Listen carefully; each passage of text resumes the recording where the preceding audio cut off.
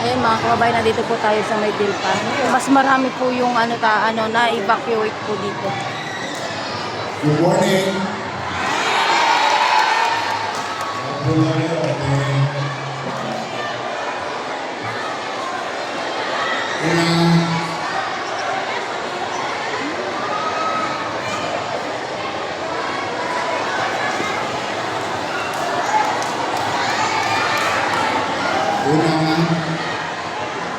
Salamat sa Diyos.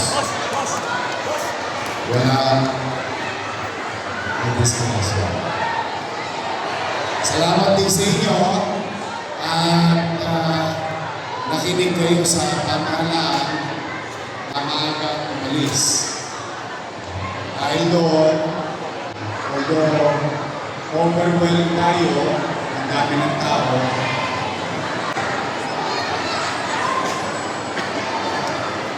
although bumuhos ang dami ng tao, ang importante, nasa ligtas na lugar.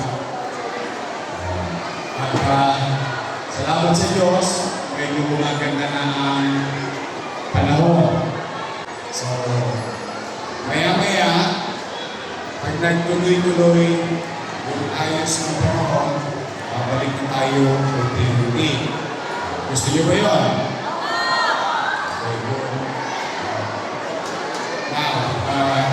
Pero siyempre, kahapon, walang trabaho. Walang biyahe.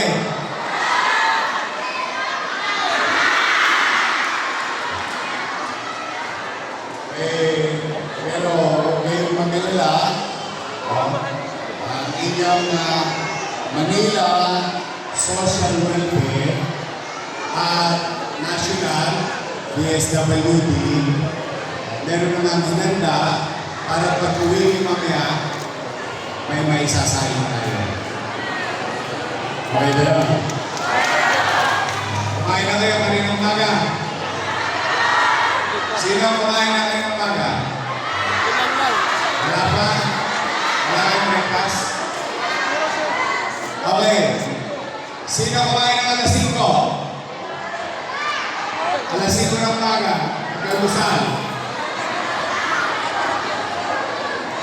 Sino ang kumain kaninang umaga? Okay, nakaling kayo gumising. Okay, anyway, magpapaalala ng pagkain. Maglalunch kayo. For the meantime, ulitin ninyo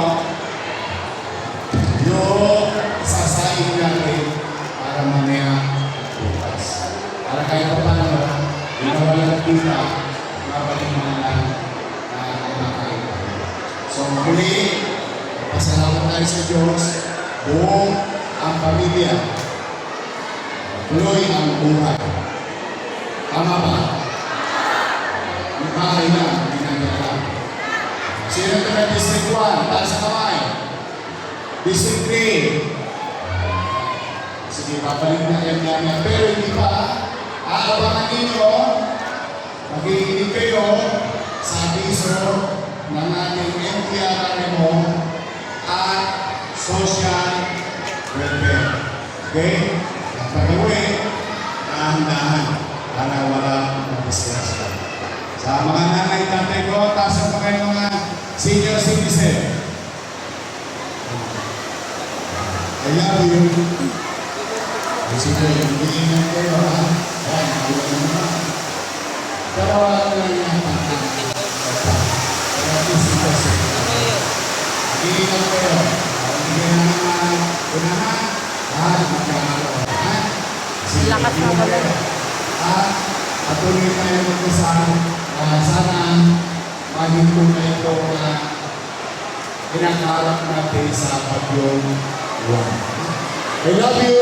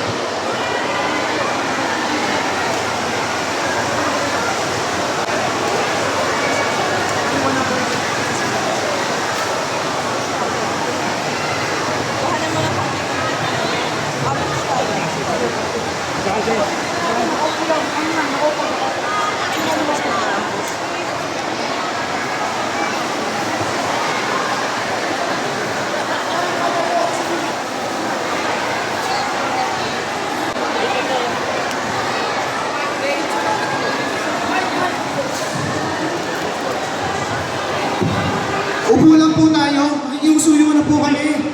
Upo lang po. Kami na po lalapit sa inyo, ha? Hawakan niyo po yung staff ninyo. Kami po lalapit sa inyo. Wala na po tatayo. Bibigyan po namin kayo. Huwag po kayo mag-alala. Marami po yan. At pag kinulang yan, babalik uli kami rito. May dala uli kami, ha? Kulang. Kulang tayo po. Yung kanina, yung sinasabing di siya nabigyan, bibigyan namin. Okay.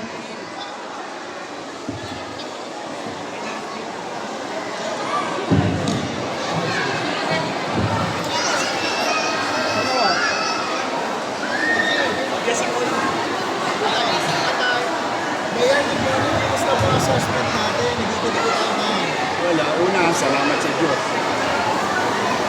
Despite of the overwhelming evacuees, walang na casualty sa City Manila as of 10 a.m. almost 10 a.m. na. That is very important to us dahil as you all know, medyo malakas yung panulog natin kahapon at saka kagabi.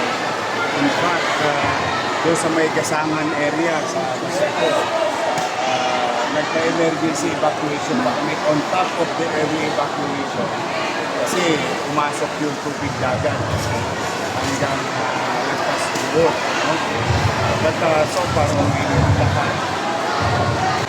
Now we are distributing assistance from DSWD and DSWD. Hopefully, bumuti na yung panahon para yung ibang mga kababayan natin makabalik na. Because some portion na Barangay 105 makabalik na. Some portion o Barangay 101 makabalik na. Sa eastern side naman, which is yung inaabangan natin mga ilog, konti lang agad yung tubig, but manageable. Kaya yung ibang evacuees doon sa Eastern Board, nakauwi na rin. So far, ang sitwasyon ng kalsada, yung ilang baha natin within the gutter deep lang. So, because of, well, I would like to thank MMDA for lending us that machine yesterday that we operated since mid-afternoon yung nasa Roas Boulevard na mobile pumping machine.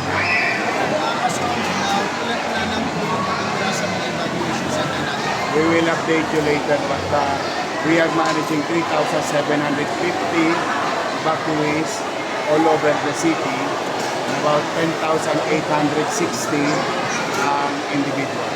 Mapapansin natin ngayon, biglang tumubo talaga yung number. And because I would rather have them here than being exposed to flooding in strong wind. Ano po yung magiging basis mo yun for the capital? Depende sa pag-asa mamaya. Abangan namin. Meron, sa private, meron na tayong ilang bahay sa Baseco. Confirm na to na tatlo talagang na-wash out. Generally, sa inland, more on debris from trees and other solid materials. But before I went here about an hour ago, I already directed Engineer Andres and Director Kenneth Amurao to deploy our people because it's safe already to deploy our employees in the streets of Manila to clear up all debris in mauna major roads and mga loob-looban.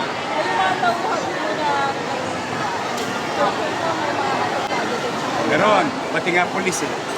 Pati mga pulis, may mga tinamaan tayo na bahay nila na epektual, lalo na doon sa Baseco.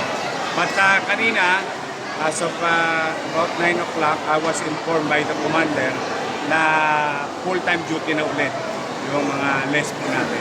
Kaya kanina galing pa ako sa Baseco, yung mga residente nag-volunteer na tanggalin yung mga buhangin at mato na pinangin ng dagat. Ano po yung magugong Salamat sir. Good, good. papadala ba doon tayo? Tapos lang, you were there. Ano mo? Thank you. Yes. Oh, sure. I'm sorry.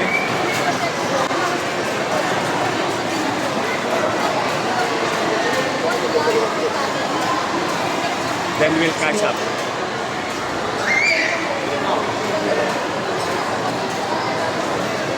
Well, we try to make our tent available, but it was overwhelmed already with the sheer numbers of family. That's why the classroom are being utilized and the hallways.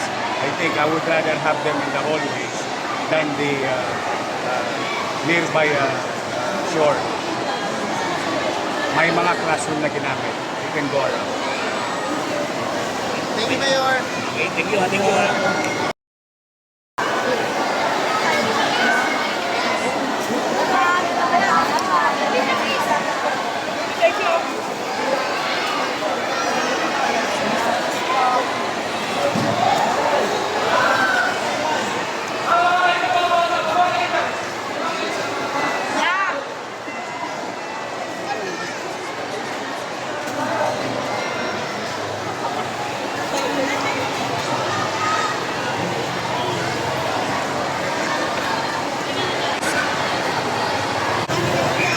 Yung meron ng bahay na stable.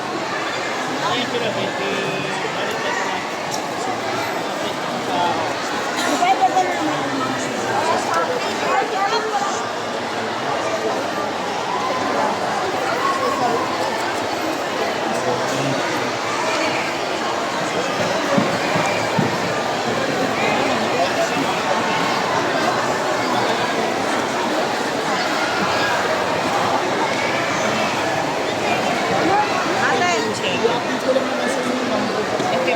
Ah, 31 ka bahay po wash out. Sige po. Nakuha na po kayo ng distrito ng detalye.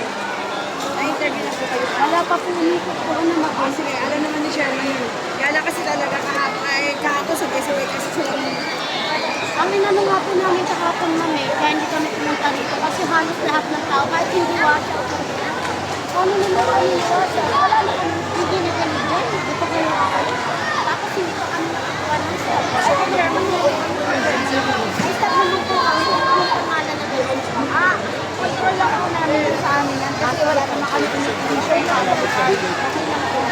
po.